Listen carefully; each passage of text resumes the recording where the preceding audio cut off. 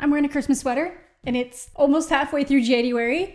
Don't take this from me. I've been away. Look, I never seem to wear these when it's actually Christmas anyway, so let's just stay on brand. So Emily in Paris Season 1 had to be one of the most notorious shows of 2020 bleeding into 2021. And that's pretty impressive considering the state of the world at the time, but I think it's thanks to a few key factors. Because at its core, Emily in Paris should not have remotely gained the level of infamy that it did. Mainly because it's just really boring. Like I mentioned that in my first video, it's just a terribly boring show. Like, at least Riverdale is outlandish with how shitty it is. Emily in Paris at its best feels like a nice little Parisian escape, playing on the ideals of romanticism in those of us who are stuck in bumfuck towns owned by oil barons. It doesn't matter that it's essentially an illusion, and Paris is obviously gonna feel very different. It was definitely something that could easily serve as some kind of escapist fantasy for those who were stuck at home considering the state of things, or just, life. But at its worst, it's a show about Emily being a goddamn idiot. Every stereotype imaginable, queer baiting, whatever the hell happened with the younger brother, and again, yes,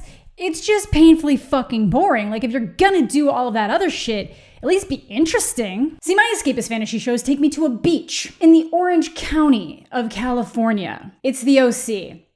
I want to watch the OC. But oh no, the OC isn't available in Canada. Whatever is a Canadian loser to do? Well, with today's sponsor, Surfshark, that is a problem no more. Surfshark lets you connect to one of their thousands of server locations around the world so you can make your internet think you're in one of those locations so you can take advantage of region lock content. So all I had to do was connect to a US server, hop on Hulu, and bing bang boom, all of the OC is right there for my viewing pleasure. But say you're in the US and you just saw Spider-Man No Way Home and you're like, man, I just want to catch up on all the other Spidey goodness, but Netflix in the US doesn't have them. That's a problem no more with Surfshark, because all you gotta do is connect to a UK server or a Canadian server and boom, Spider-Man for days. Surfshark is also the only VPN that allows you to use one account to connect to unlimited devices, so you don't have to play some game of uninstalling and reinstalling depending on what device you're trying to use on any given day. It's super fast, secure, blocks unwanted ads, and if you use code Jedi, you can save a whopping 83% and then get 3 months free. What? Yeah, I didn't mess that up. 83%. And it gets even better. If for some reason you're not satisfied with 83% off and 3 months free using code Jedi, they have a 30-day money-back guarantee, so make sure you click the link in the description down below and use code Jedi to try out Surfshark for yourself. Now, obviously the show was going to do well because it was created by the same guy who made Sex and the City, which is also very popular, but I think the big reason why Emily in Paris ended up so infamous in its universal hatred was, one, everyone loves a good dog pile. So once the blood was in the water, everyone was really happy just to dive on it. But the reason why I ended up talking about it was because it ended up getting nominated for awards. And some of those awards were fine, like some costuming stuff, even though I think our outfits are largely atrocious, but I'm clearly not super fashionable, and she seems to have thousands of dollars worth of Chanel bags, so what do I know? So those ones are fine. There was a supporting actress nomination for Ashley Park, who was my favorite part of the show personally. I would much rather watch Mindy in Paris, which still kind of rhymes without the flow of what apparently the name is intended to be. It would be Mindy and Buddy instead of Emily and Buddy.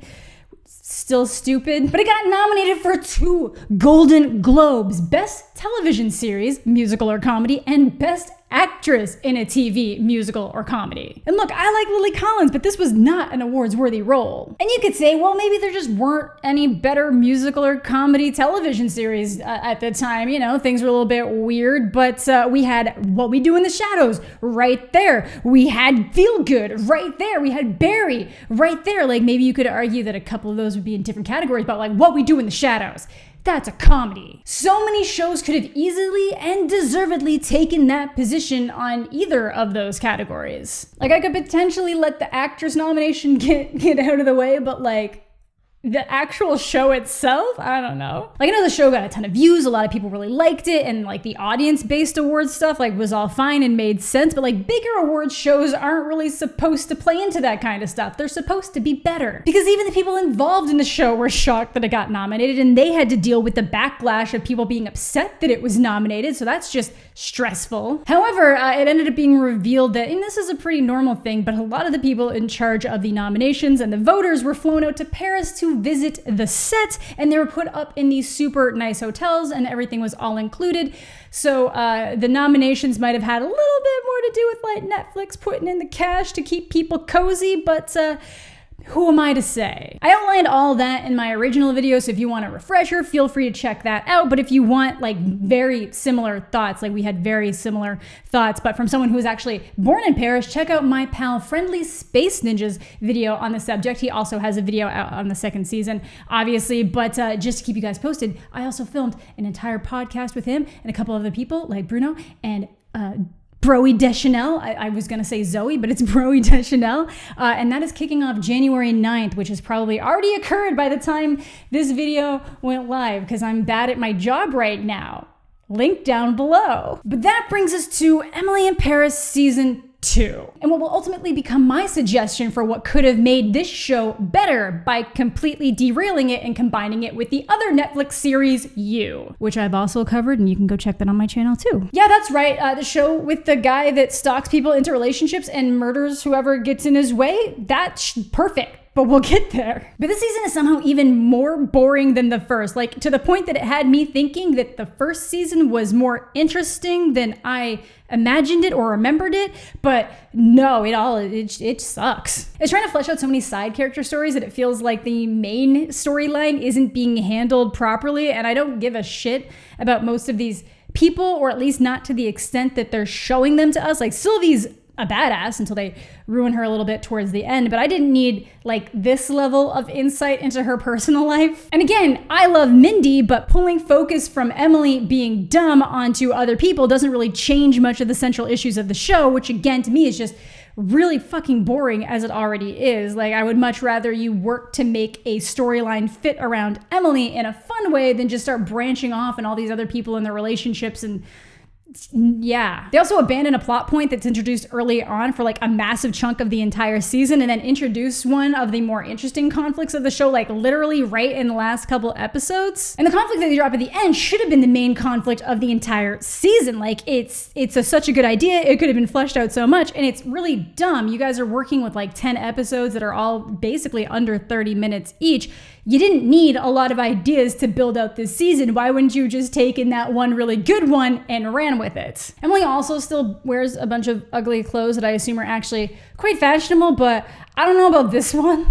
Though I did find it funny that at one point Emily is wearing a dude's suit jacket and Gabriel thinks that's unusual, but like I don't think anything she wears could throw off warning signs. Like I don't know where you think the issue might be here compared to what she normally wears. And on top of just the issues with the show itself, the drama spread out again when the Ukrainian culture minister had an issue with a Ukrainian girl introduced on the show who was in Emily's French class just to have her be super into shoplifting and worrying about being deported. So that's been an interesting back and forth between people being like, what are you saying, that you can't just have somebody be shitty because they're Ukrainian, and then saying like, well, why did you introduce this Ukrainian character just to make them Good job, team. But if you forget where we left off, Emily ends up sleeping with Gabriel just before he's supposed to be moving to Normandy to open a restaurant, which essentially pushed the breakup between him and Camille because he didn't talk to her about it, even though her family had been offering him money to buy the restaurant he's currently working at. Which totally tracks. He was totally down to flirt and kiss Emily while he was still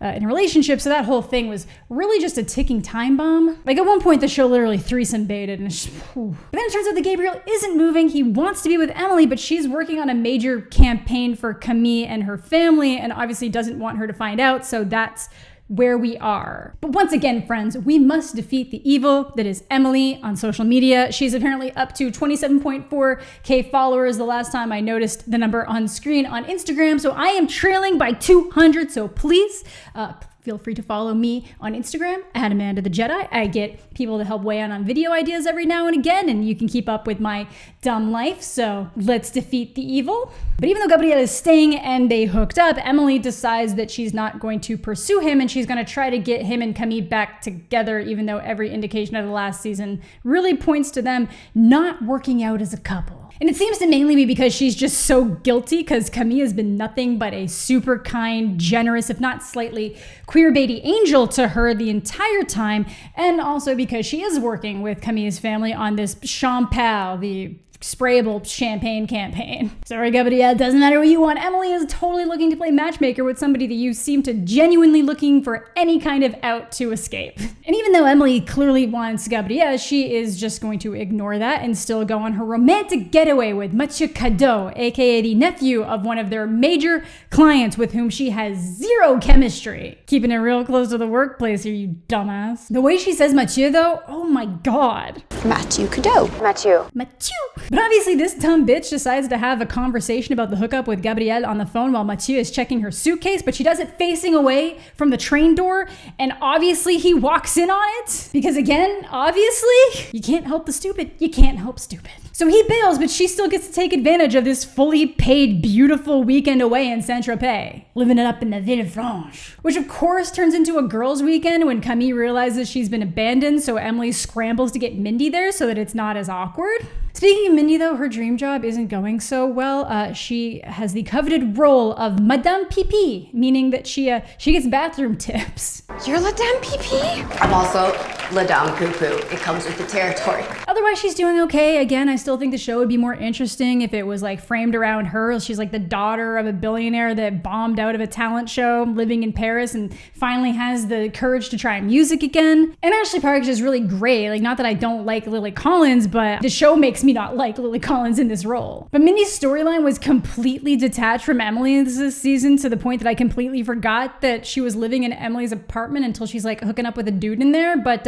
she gets like a little drama surrounding her background that she didn't want someone to know, but it all works out, and she gets a little boyfriend and they play cute music together. Then we get to Camille, who is obviously still upset about Gabrielle because he didn't talk to her before making plans to move to a different area of France and chose to do business with someone he doesn't know instead of accepting money from her family to stay like right where he was. Probably because, you know, he felt the demise of the relationship and just didn't want to open that door, like keep business and failing relationship.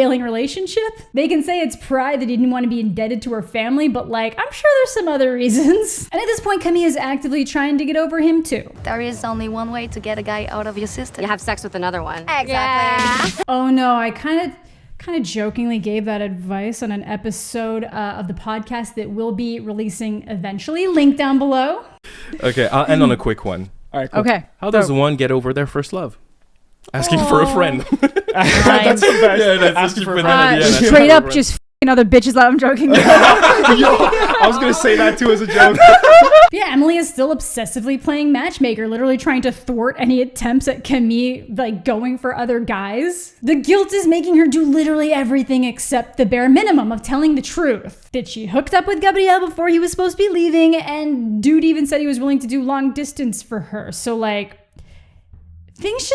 this is just how things were gonna work out. I don't know, I guess by the end, I just don't know why she's working so hard to get them back together instead of just being like, okay, I'm not gonna date him either, and we're just gonna let it lie. But obviously, Camille finds out that it happens through a pan on Emily's birthday. This is why you don't engrave your fancy pans, but always engrave your fancy pants. Sorry. Which is about when the show seems to try to make us see Camille as some kind of villain, which honestly, she's right to feel upset and betrayed. She's been an incredible friend to Emily and at zero fault. She pretended to be my friend while she had an affair with my boyfriend. She was trying everything to make it work, and Gabrielle should have just ended things. Which, like, he did, but then things got weird when he decided to stay. It's kind of like Ryan and Kelly, except like Camille's obviously not like Kelly. Like, this is kind of what a vibe's like though, isn't it? I just feel like it could have been something special. I'm gonna go someplace else and you're gonna go someplace else.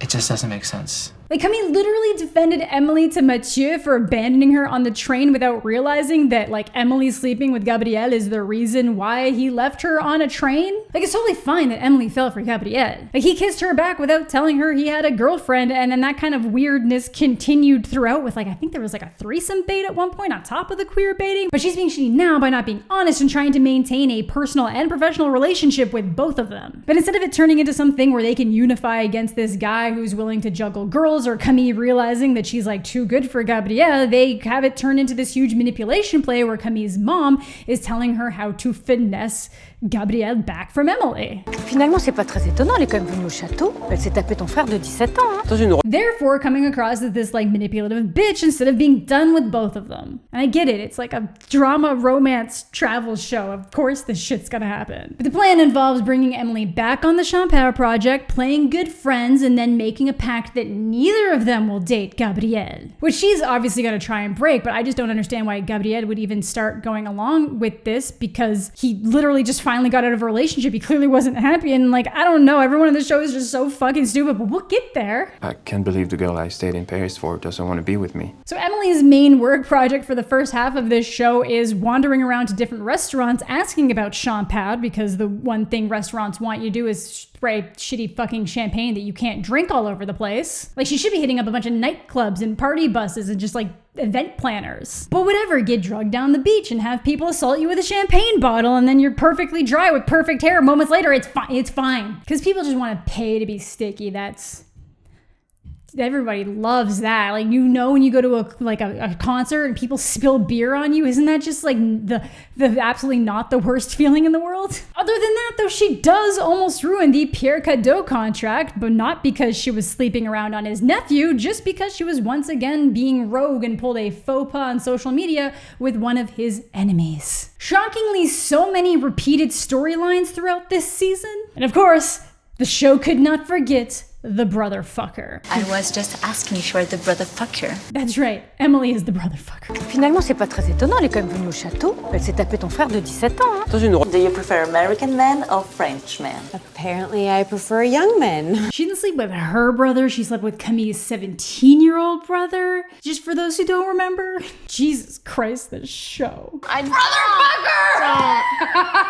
So of course they have to orchestrate a new reason for Emily to be at Camille's family home for a Champard campaign where her father ends up slicing off the tip of his thumb. Just don't ask. Look, nothing good happens when Emily goes to this place. Nothing good happens when Emily goes anywhere, but like especially here. This just turns into Gabrielle showing up for support, and then he and Camille start talking a bunch, and oh my god, girl, you are too good for this, but like Emily's okay with it because even though she likes Gabrielle, she kind of has a thing going on with this other guy and made the pact that neither of them are gonna go for it, even though Camille's clearly going for it. But it's fine, that's what she wanted all along, but not really. I will say that one scene I really enjoyed before this happened is that Emily saw this like French film where someone's reading a letter and like the woman who's written the letter is like kind of like ghostly in the corner of the screen. And then they decided to do that when Emily sends Camille an apology letter that she wrote in French. But then Camille's response is the same way, but it's mostly just acknowledging the fact that Emily's French is just so atrocious that she couldn't understand any of the letter. Espèce de sociopathe analphabète. That's the best bit of the entire show, both seasons. But Emily also isn't really doing anything to stop liking Gabrielle. Like, she's always at the restaurant, then she gets assigned as like the head social campaign for the restaurant, and that's just them flirting while he cooks and just straight up making out, because again, they're the ones who want to be together. And like I said, she does make an attempt at moving on. She meets this guy named Alfie in her French class. He's a British finance dude who has to learn French, even though this is a super temporary assignment for him. So I don't why, but this is where I would have given Joe from You his big in. So very slight spoiler alert, not to the general plot of You season 3, but at the end of the last episode, Joe is in Paris. And I immediately thought that a You and Emily in Paris crossover would be genius. You already completely went off the rails and Emily in Paris is a boring shit show, so why not create the crossover that no one ever wanted, but absolutely everyone would watch because they'd need to know? Netflix, hit me up, we can make this work.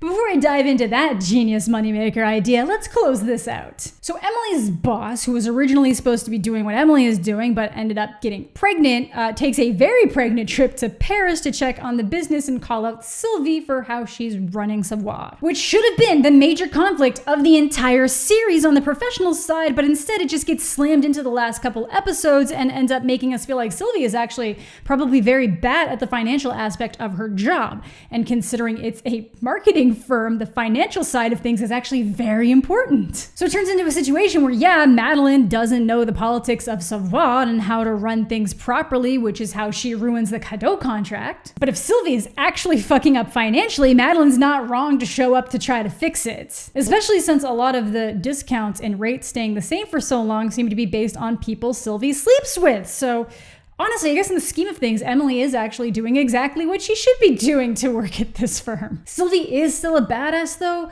Good for her.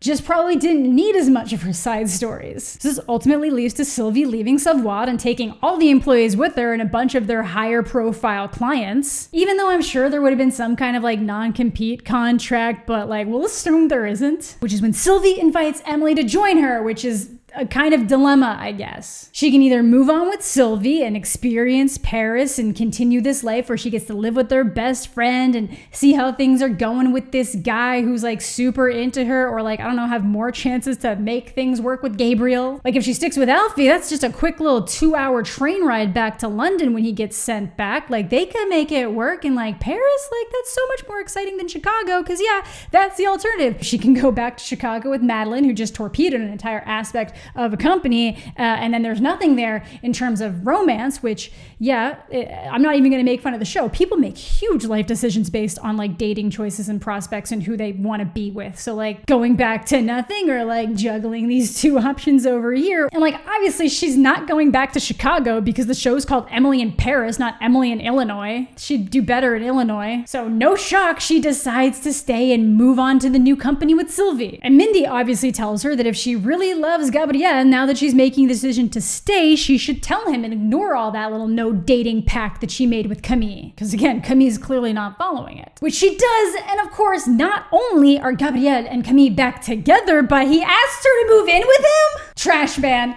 Trash everyone. This is stupid. Like, can't we just broke up from fundamental differences? But like, she's gonna move in now? Also, fuck Alfie, I guess. But that's really the show. It just feels like it's repeating the same shit and the same drama, and like any kind of new drama they started just got stifled super quickly, which like makes sense. The show clearly wants Emily and Gabriel to be together, even though he's been a shit the whole time, and as long as the show keeps getting renewed, they're gonna have to do that, because how can you have this romanticized Parisian experience if she's just like happy with one dude and no drama surrounding it? And again, from Gabriel's standpoint, it just makes no sense to me. Like, I get that ending relationships can be tough, but it was over and you were happy about it because you wanted Emily, and just because she's like with another dude right now doesn't mean you invite the ex that you clearly were unhappy with to move in with you. One step too far, show, but I also know that shows like this thrive on it, because everyone could have expected that Camille was going to be behind that door. Not everyone would have expected that Camille was moving in. Also, keep in mind that Emily lives right upstairs, which is why I think the logical conclusion would have been to blend this with the show You. I don't give a shit if Darren Star thinks this is some like romanticized exploration of his time abroad in France and like the melting of cultures and all their quirks. The biggest value it could serve is completely descending into the shit show. Like, yeah, you've got all these characters doing more interesting things, like Mindy's pursuing a career, and yeah, it's good for Sylvie hooking up with a younger photographer while she's married. But you just brought back Sex in the City, Darren. Save it for that. So my plan is that instead of Alfie, we get Joe under the new name Nick. Firstly in Paris trying to hunt down Marianne, and stumbles on Emily in a coffee shop. The only other American kindred spirits in a foreign land. It's like they were meant to be, a city so big and they just happened to find each other. So he follows her around until he realizes she's going to a French class, and like he could probably use a French class, so like it's so perfect. They can get close to each other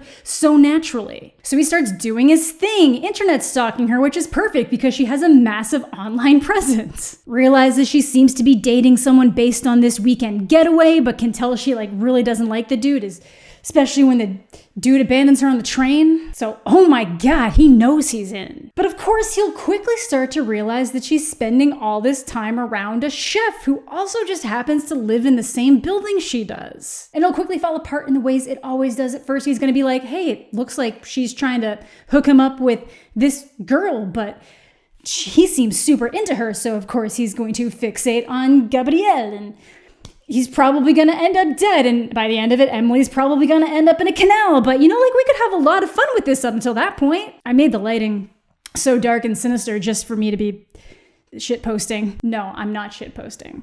This is amazing. Like, the Emily in Paris side of the show could just run as usual and have her casually running into this guy who happens to be played by Penn Badgley. Then them randomly being in the same French class and it's all romantic and she's gonna try to use him to get over Gabrielle. And then stuff happens. Like murder. Then season 4 picks up with like his side of things and it goes into the full stalker meltdown that we've been missing with Emily just frolicking like an idiot. Would it potentially piss off fans of both shows? Absolutely. Sure, I'd like to see you go back to like where I felt its glory day was, but all of you guys seem like pretty sure that it descending into this full shit show disaster that it did in season 3 was a positive, and what better way to continue the shit show disaster than blending it with Netflix's most infamous show, Emily in Paris. Like, if you guys adore how it goes off the rails, like my plans for this have that completely covered. We would be blending two completely different types of shows the way that life so often works, and then the only compatible aspect is fucked up relationship drama. It's perfect. Like, the fans of You are gonna be totally fine. He'll just slide on to his next victim in season 5 as always, and then we can be done with Emily in Paris entirely. Because I don't know, it doesn't seem like they have a lot of ideas left in the tank when they're willing to waste what should have been a season-long conflict in 2 episodes in a total downfall that was really dumb. Like, I can get into a multi-point plan here of how like Joe fits right into that Alfie spot while Emily is just still pining for Gabrielle. Like, why else would they bring Joe to Paris? Probably because Netflix has some kind of filming deal in Paris, but still. I personally think it would do great. I really think I'm onto something. You was already made by the producers of Riverdale, so let's just bring some of that energy over and make the shit show fall apart in the best way. I don't know, I think anything is better than this. I don't think Emily really learned anything new. I think the show is trying to focus on too many side characters and stories that don't really have any real bearing on where the plot is going, even if there isn't a lot of plot, but still, like, it's mostly supposed to be framed around Emily's experience, and we're branching off hard with side characters and weak storylines that she has no involvement in. And I get that even if everyone's complaining about Emily, the solution is to make Emily stronger, not try to puff out the side characters. But let me know what you're thinking down below. Is Emily in Paris your like escapist fantasy show? Because it's totally fine if you like it. Let me know if you thought this season was better than the last season, or if you thought it was worse, and any general thoughts. But that is gonna do it for today's video. Thank you all so much for watching. Make sure to check out Surfshark and link down below. Thanks as always to my Patreon supporters. Subscribe to the channel if you're new, leave a like on the video if you're into that kind of thing. Remember to follow me on Instagram if you want to defeat the evil that is Emily in Paris, a fictional character, but it'll make me happy. Hope you're all having a fantastic day. I'm mostly okay, and we'll catch you all later.